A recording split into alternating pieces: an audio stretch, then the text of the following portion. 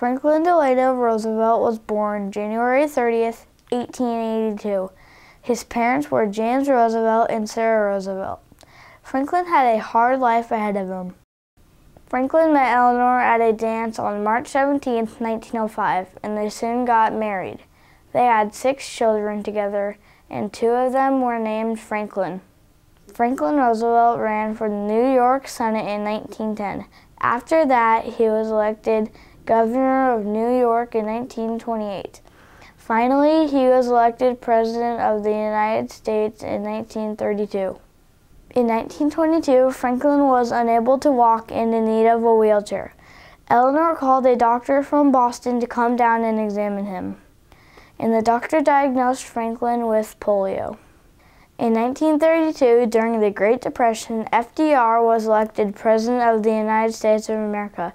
It was a landslide win over the unpopular President Herbert Hoover.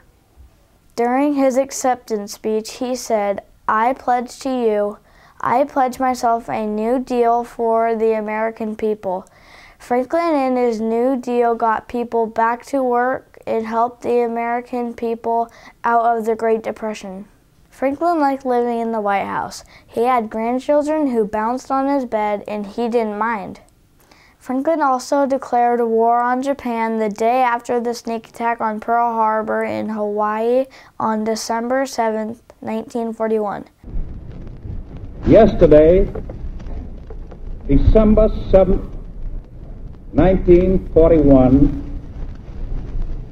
a date which will live in infamy, the United States of America was suddenly and deliberately attacked by naval and air forces of the Empire of Japan.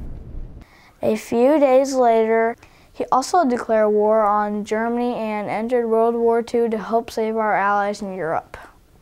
While working on the morning of April 12, 1945, FDR said, "I have a terrific pain in the back of my head."